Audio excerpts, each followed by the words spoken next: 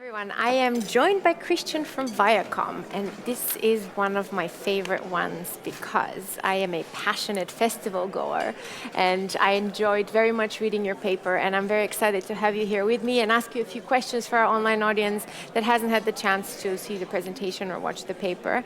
So, what was the business case for researching festivals? How did that become an interest for Viacom? Well, thanks for having me, first of all. It's great to talk to you. It's great to talk to everybody. So Viacom, among other brands, we have MTV, we have Comedy Central, we have a lot of music legacy, and we've been in the music space for a long time.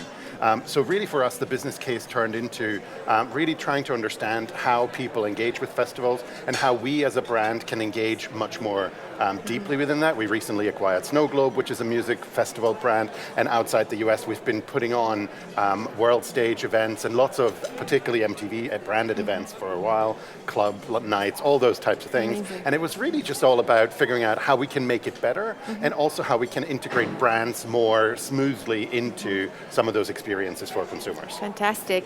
And how do you study a festival? The festival goers, they're of all shapes and forms and types. So what was your approach? Yeah, that's a really, really good point actually, and that's one of the findings already is that festival goers are all forms and shapes and sizes and ages, and that was actually one of the really interesting things, that yes, there is a concentration between the 20 and 35-year-olds, but that's not all of it, right? Yeah. We found 65-year-old people who go religiously to music festivals, fantastic. Right? And of course there's the teens who go to their first JoJo Siwa concert or whatever that type of thing is. So it truly is across all of that and a cross-section of the population. So what we did was, first of all, we talked to a bunch of experts because we wanted to know what we already know, internally and externally. And then what we did is we went on shop-along equivalents with festivals. So basically we found people, respondents, and made them document their festival experience for us. Oh, amazing. Which was really, really useful for us to immerse ourselves without really disturbing their festival experience, because they're taking pictures and videos anyway. So it's really just about getting that stuff to us to really immerse that. And then we followed that up with a relatively traditional quant survey among festival goers to really get some more robustness behind all of these things as well. Must have been quite the experience to go through all the personal impressions and experiences of all the festival goers.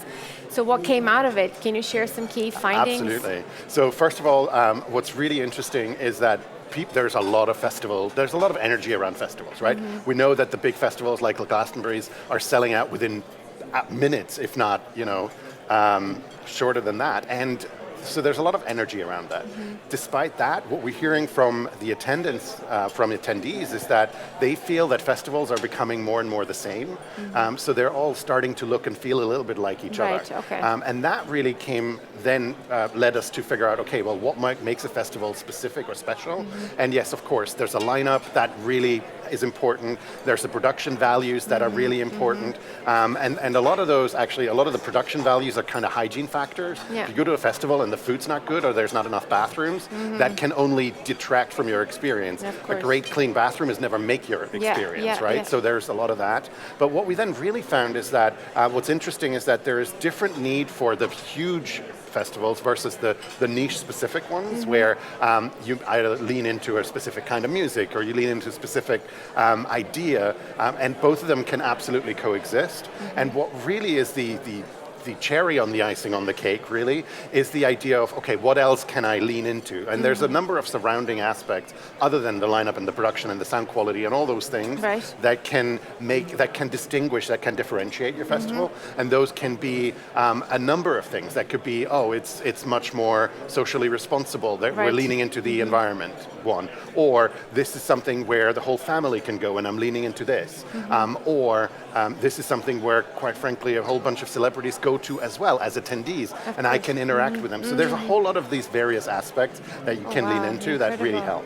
And I understand from your paper that you have also kind of gone through those results and all these different findings and aspects of what makes a good festival or not, and you've kind of classified them as well. And of course, it's a hard thing to pin down, but what makes a festival be the perfect festival, or as close as one can be in terms of the overall findings that you...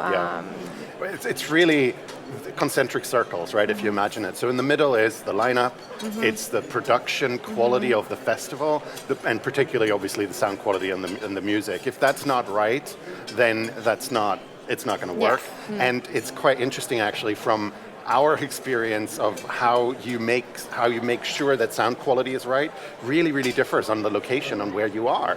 Because if you do that in the middle of winter on a snowy mountain and there's hundreds of people, the snow is going to melt. That's going to change the sound quality. So you have to think about all of these things as you're doing that, right? So that's in the core. Then the second thing around is the location and kind of the size of the festival. Do you want it to be big? Do you want it to be small? What are you leaning into? And those types of things. And then also the hygiene factors.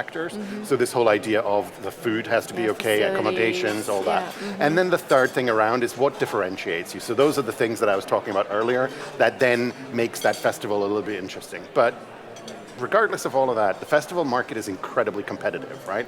So it's not an easy thing to do any of those things. Imagine, and that's one of the things that we hear a lot also from festivals. There's festivals that announce and then never take off the ground. There's festivals that have spectacularly failed over the recent years, some that there are documentaries made about them, right? So it's not an easy business to be, and we just hope that with our little piece of research to give both our organization but also the wider industry a little bit more guidance on what consumers are looking for and how we can make it a better experience for everyone. Fantastic. Both from the research perspective and as a festival goer, it all makes so much sense, and it's been so interesting to learn, actually what happens on the back end and how to look at this from an organizer's perspective. Thank you so much. Incredibly fascinating.